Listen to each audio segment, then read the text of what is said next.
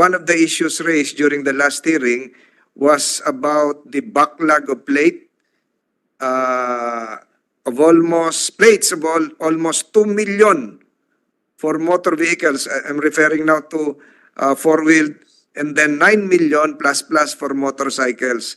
Even without the presence yet of the LTO chief, may we know from the representative of the Land Transportation Office if there is any update on this? Sino po yung sa LTO ngayon? Thank you, Mr. Chair. May I refer the question po sa aking colleague kay Ms. Amber from the plate unit? Nasaan po siya? Dito na ho kayo lumipat. Nasa likuran kayo. Ba't kayo sa likod pinaupo? Walang microphone dyan.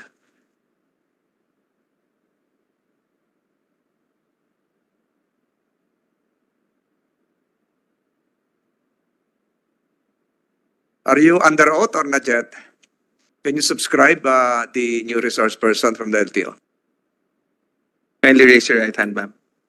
Do you swear to tell the truth and nothing but the truth in this public hearing? Thank you, ma'am. Sir. Yeah. Madam Witness, Madam Resource Person, can you identify yourself?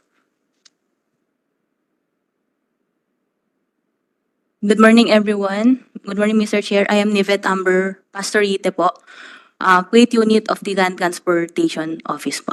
Pakisagot po yung tanong ko. Sa four-wheelers, 2 million. Sa motorcycles, 9 million plus. Ito ba ho yung latest figures niyo pa o nabago na ito? Sir, as of November 22, 2023, the total backlog po for the motorcycle is 12.9 million, which include the requirement from 2014 to current po, sir. So from yung last hearing natin, 9 million. Ngayon, 12 million na. 12.9. Yes po, So Mr. Chair. 13 million na ito, more or less. More or less po, Oh. Mr. Chair. So maybe not the reason for this. Dumami ba yung motor na lumabas na binenta o talagang hindi na kayo nakakapag-produce? Ano po yung dahilan nito?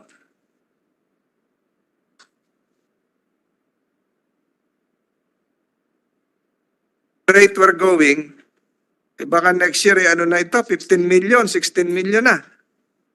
Ang backlog ninyo. Mr. Chair, probably the increase of the registration of the new motorcycle for the last year na dagdag po probably and this year. So As of November yan. as of November. So last year there is I think more than 2 million new registered motorcycle. Hindi, kasi last year, ang backlog nyo, this year lang ang backlog nyo, during the last hearing, 9 million plus. Ngayon, naging 12, o almost 13. So, 4 na milyon ang nadagdag? Tinan mo ang sabi mo, 2 milyon ang nagparehistro.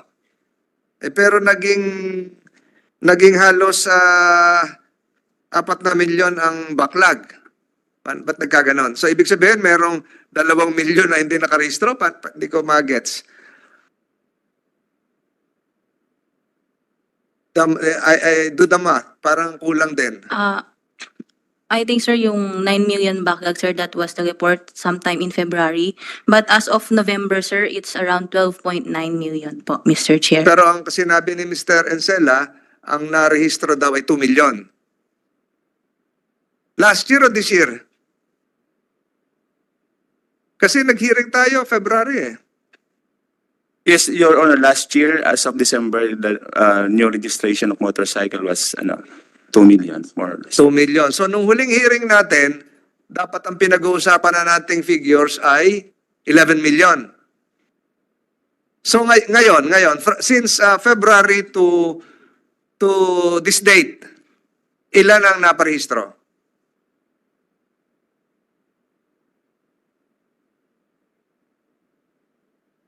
Mr. Chair, we don't have data right now, but we will give you after the hearing.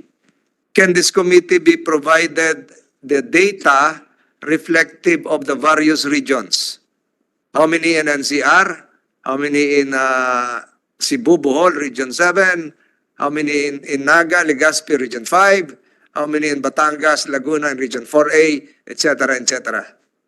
Eh, di ba, mabigyan kami ng ganong datos? Yes, Mr. Chair. Thank you. Mr. Chair, Hercito, sir. I was expecting that LTO was here, that they will be complete with the records, no? You are wasting our time. You should have been prepared. Alam nyo, natatanong yun eh. Yeah, where is your head? Is he coming? I'm hoping that before the committee hearing ends, you will have all of these figures that the chair is asking. Kasi sayang po ito, we are wasting our time. Diba? Dapat pangalawang meeting, I'm hoping that this will be the final hearing. You should be responsible enough as government agencies to come here prepared. Alam niyo naman, natatanong yan, dapat anticipated yun eh, ano yung matatanungin eh. Tsaka very basic yan, baka I am disappointed, Mr. Chair. How come these agencies are coming here unprepared and without their figures? Yun na po, I'm hoping that when your head, Attorney Vigor Mendoza comes here, that he will be prepared, no? That you will be prepared to give him all the support figures later on.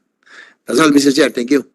Thank you, Senator JB. So in that case, I will suspend my questioning directed to the LTO to enable them to prepare. And the preparation should likewise give this committee the number of newly registered motorcycles. Because under the law, the Land Transportation Traffic Code, Republic Act 4136, no vehicle can be used in the streets without registration.